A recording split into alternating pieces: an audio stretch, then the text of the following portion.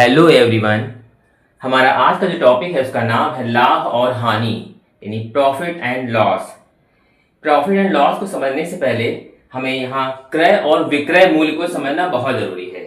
क्रय का मतलब होता है खरीदना।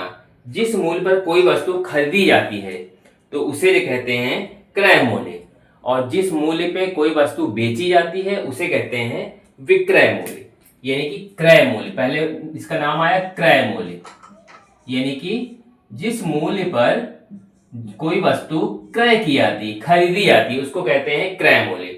और दूसरा नाम आया विक्रय मूल्य। विक्रय मूल्य यानी कि जिस मूल्य पर कोई वस्तु बेची जाती है उसे विक्रय मूल्य कहते हैं। ठीक, खरीदना बेचना। अब यहाँ पे ये देखते हैं, खरीद के हम लाए हैं, मान ली हम 10 रुपए लाए हैं और बेचा हमने 20 रुपए में। तो हम देख रहे हैं कि 10 में हम लाए हैं, क्रय हमने 10 में किया है और विक्रय मूल्य हमारा 20 रुपए है, मतलब 20 रुपए में बेच रहे हैं। तो हमारा यहाँ प्रॉफिट जो हो रहा है, लाभ हो रहा है, वो सीधे सीधे 10 रुपए का हो रहा है। तो सीधे सीधे लाभ की अगर हम वो फॉर्मूला अगर लाभ का बनाए तो लाभ बराबर क्या हो जाएगा, ये ध्यान रखना पड़ेगा कि हमने बेचा, मतलब जितने में बेचा वो बड़ी गिनती है, मतलब बड़ी संख्या है, ज्यादा रुपए में बेच लिया। तो विक्रय मूल्य में से अगर हम सीधे सीधे क्रय मूल्य घटा लें, क्रय मूल्य, तो हमारा जो है ये जो बोला जाता है लाभ बोला जाएगा। मतलब हमने मान ली 5 रुपए में चीज खरीदी, क्रय मूल्य हमारा 5 रुपए है और हमने इसको 7 रुपए में बेच दिया, तो सीधे सीधे बेचा हुआ मूल्य हमारा ज्यादा है यानी 7 रुपए है और क्रय मूल्य हमारा 5 रुपए है। तो दोनों को जब घटाएंगे तो हमारा लाभ निकल के आएगा। ठीक इसी के विपरीत मान लीजिए अगर हम जो है लाए हैं ये 10 रुपए में और हम बेच आ रहे हैं 7 रुपए में ही, उल्टा कर देते हैं, तो इस स्थिति में हानि हो जाएगी। तो हानि का जो यहाँ फॉर्मूला बनेगा इसका उल्टा हो जाएगा, यानी क्रय मूल्य हमारा ज्यादा है, क्रय मूल्य, और विक्रय मूल्य जो है हमारा कम है, तो विक्रय मूल्य उधर लिखेंगे, विक्रय मूल्य। तो सीधे सीधे जो है हमारा फॉर्मूला ये बन जाएगा। अब इसको ध्यान से समझने के लिए एक बार फिर से देख लेते हैं। मान लिया हमने क्रय मूल्य ले लिया यहाँ पे 7 रुपए और बेचा हम 5 रुपए में ही। सोचिए हम 7 रुपए में खरीद के ला रहे हैं और बेच रहे हैं 5 रुपए में, 2 रुपए का घाटा सह रहे हैं, घाटा यानी कि हानि।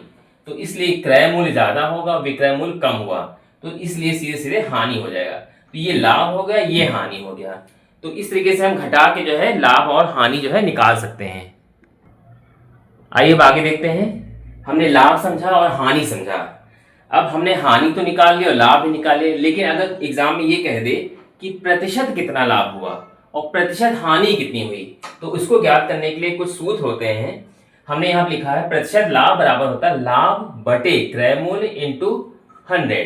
ठीक है, तो जो भी आंसर आएगा हमारा प्रतिशत में होगा। इसी तरह प्रतिशत हानि भी होती है, हानि कितनी हुई बटे क्रय मूल्य कितने हम खरीद के लाए थे और गुणे 100 कर देंगे। आइए इस पे आधारित सवाल कुछ देखते हैं तो उससे जल्दी समझ में आएगा हमें।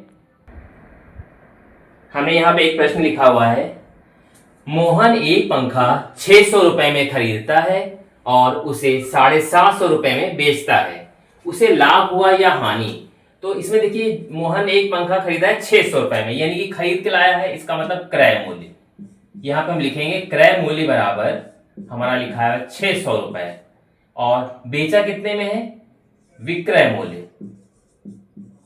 विक्रय मूल्य हमारा दिया हुआ है इसमें 750 रुपए, 750 रुपए। ठीक है, पूछे लाभ हुआ कि हानि हुई। 600 रुपए में आप खरीद के लाए और 750 रुपए में बेचा है, तो सीधे सीधे यहाँ पे लाभ हो रहा है।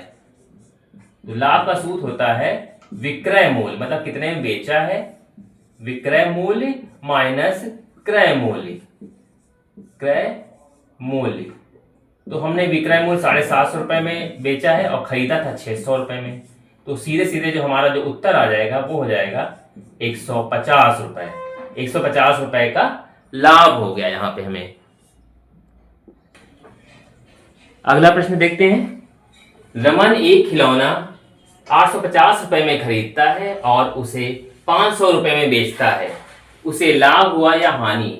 देखिए हमारा क्रय मूल्य जो है दिया हुआ, सीधे सीधे क्रय मूल्य मतलब खरीदा कितने में, ये दिया हुआ है 850 रुपए और उसे 500 रुपए में बेचता है, विक्रय मूल्य। विक्रय मूल्य इस बार विक्रय मूल्य जो है कम हो गया, यानी कितने बेच दिया, 500 रुपए में। तो पूछ रहा लाभ हुआ कि हानि, हम खरीद के लाए 850 में, बेच आए 500 रुपए में, तो सीधे सीधे हमें हानि हो गई। तो हानि बराबर जो हो जाएगा, सूत्र जो लगेगा क्रय मूल्य, क्रय मूल्य क्योंकि इस बार ज्यादा है, क्रय मूल्य माइनस विक्रय मूल्य। क्रय मूल्य कितना है यहाँ पे हमारा 850, 850 में से हम 500 जो है यहाँ पे माइनस कर देंगे, तो ये हो जाएगा 0, ये हो जाएगा 5, 5 3 8, यानी कि 350 रुपए जो है हमें हानि हो गई सीधे सीधे। अगला सवाल देखते हैं हम लोग। एक व्यक्ति एक वस्तु 500 रुपए में खरीदता है और 600 रुपए में बेचता है, उसे कितने प्रतिशत लाभ हुआ। लाभ तो पूछा जा रहा है, लेकिन पूछ रहा है कि कितना प्रतिशत लाभ हुआ है। तो क्या करेंगे यहाँ पे हम, तो पहले तो हम देख रहे हैं कि 500 रुपए में खरीदा और ना बेचा कितने में है, 600 में। तो हम यहाँ पहले लाभ निकाल लेंगे यहाँ पे, तो कितना लाभ आएगा, लाभ बराबर होगा हमारा यहाँ पर 600 में से घटा देंगे 500, तो सीधे सीधे हमारा आ जाएगा यहाँ पे 100 रुपए। ठीक है, ये क्रय मूल्य है, ये विक्रय मूल्य। हमने यहाँ पे फार्मूला नहीं लिखा, डायरेक्ट जो है हमने इसको लगा दिया। अब हम निकालेंगे यहाँ प्रतिशत लाभ, प्रतिशत लाभ ये कितना होगा, इसका फार्मूला होता है क्या होगा, लाभ बटे क्रय मूल्य, क्रय मूल्य मतलब जितने में हमने खरीदा हुआ है इंटू 100। ठीक है, तो यहाँ पे हमारा लाभ कितना है, लाभ हमने अभी भी निकाला है 100 बटे क्रय मूल्य हमने जितने में खरीदा है 500 में खरीदा था, और इंटू 100 यहाँ कर लेंगे। यहाँ देखिए तो ये सीधे सीधे एक जीरो से ये 2 जीरो ये कट गए, 5 को काट दिए, 5 कम 5, 5 दूनी 10, तो सीधे सीधे 20 आ गया, यानी कि हमारा जो लाभ का प्रतिशत होगा वो होगा 20%। अगला देखते हैं। एक व्यक्ति एक वस्तु 1000 रुपए में खरीदता है और 800 रुपए में बेचता है, उसे कितने प्रतिशत हानि हुई।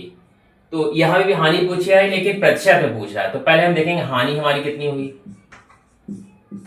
हमने कितने में खरीदा था, 1000 रुपए में, बेच कितने में दिया, 800 रुपए में, तो सीधे सीधे हमारा यहाँ पे 200 रुपए जो है ये हमारी हानि होगी। लेकिन पूछा रहा कि प्रतिशत हानि, तो प्रतिशत हानि का फॉर्मूला वही लगाएंगे हम, हानि पहले लिखेंगे बटे हमारा जो क्रय मूल्य था, यहाँ पे क्रय मूल्य ही होता है, और गुणे में 100, तो हमारा हानि कितना है 200 रुपए, क्रय मूल्य हमारा कितना है जितने हम खरीद के लाए हैं 1000 रुपए, और गुणे 100 यहाँ लिख दिया।